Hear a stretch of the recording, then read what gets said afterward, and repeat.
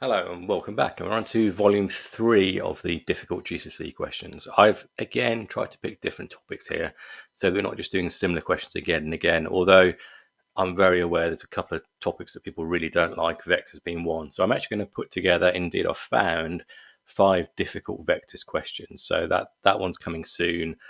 However, here we have 5 questions, starting with it looks like a sequence question. Pause the video, give it a go, back in a second.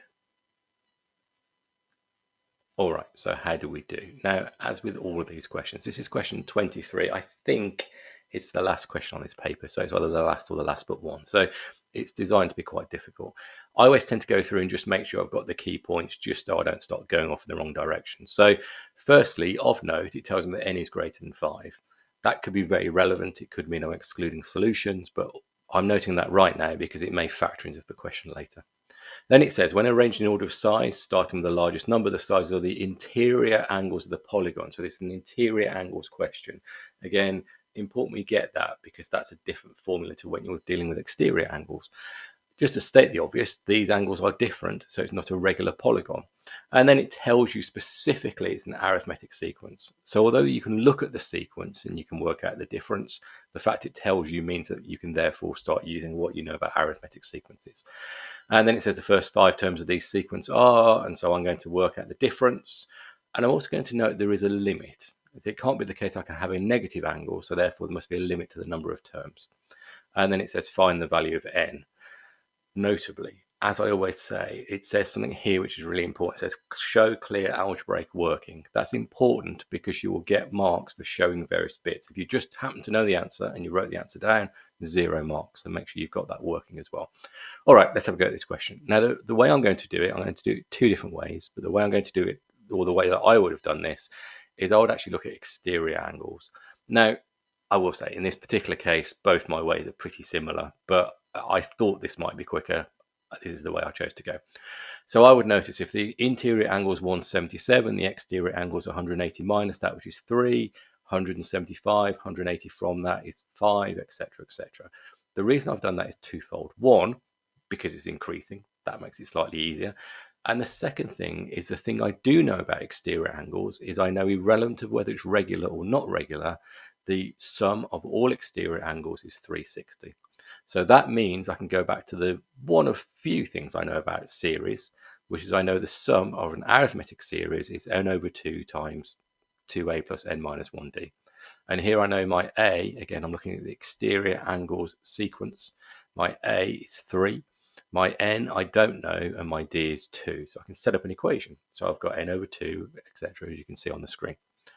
Now, as I often say, I don't like fractions, so I'm going to multiply everything by 2, which just gets rid of the 2, and then I'm going to clear up the bit in the middle slightly. So 2 times 3 is 6, and I'm going to expand the bracket, so that's going to be 2n minus 2. Then I can collect the 2 and the 6, and I can expand my brackets again, and that's going to give me a quadratic. Now, this is taken from a calculator exam, but the question says show clear algebraic working. And I can tell you that within your working, I must see you handle a quadratic equation somehow, or you just can't write the answer. So I'm going to choose, first of all, to divide everything by 2, because that makes it marginally easier. Now on this one, I can actually see what the numbers are. I can see that 18 and 20 give me 360. And I can also see that 18 from 20 is 2. So I know those are the numbers I need. So I can factorize. If you can't see it straight away, and I've got other videos where I do some standard basic questions, so have a go at those as well, then just use a quadratic formula. But the point is you need to show what you are doing to get 4 marks on this question.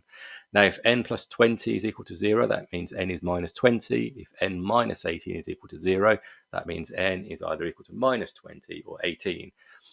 Again, show all working. Don't just say n is 18, but explain that n has to be greater than 0. That's all you need. And therefore, n is going to be equal to 18. And that's your answer to this first one. So n is 18. Have I answered the question? Find the value of n. Yes, I have. That's question done. Now, just in case you did do the interior angles way, I'm going to show this one quickly. So the interior angles approach is very similar. So I've got a sequence. My a is 177. My d is now minus 2. My n is unknown. I'm going to set up my sum equation. But the problem I've got here is I don't know what the sum of the interior angles is. But I do know the formula for it. The formula is n times 180 minus 2. So I'm going to set that one up. So first of all, let's tidy this Sn up slightly. So expand and start collecting terms. And I'm going to get this equation here. So again, what I've done is I've put the 2 inside the brackets. I've expanded inside the brackets. I've collected terms and then multiplied through by n. And that's given me 178 n minus n squared. Now I did that very quickly because I've already gone through the question. If you're not sure, leave a comment. I'll go through it more clearly, or I'll try and explain it better. Now, as I was saying, the point is I know that is equal to the sum of the interior angles, which is n minus 2 times 180. So it must be the case that these two things are equal. So I'm going to set that equation up, and that's going to give me 178n minus n squared is 180n minus 360. This is going to look very similar because I've got the same quadratic I had on the previous page. So I know how to solve that again, showing all clear working, which tells me that n is 18. That is day 1 of volume 3 done. If you got there, well done. It's definitely a trickier question, but it's not too bad. But make sure you've shown that working and you haven't lost easy marks. Thanks all. Bye.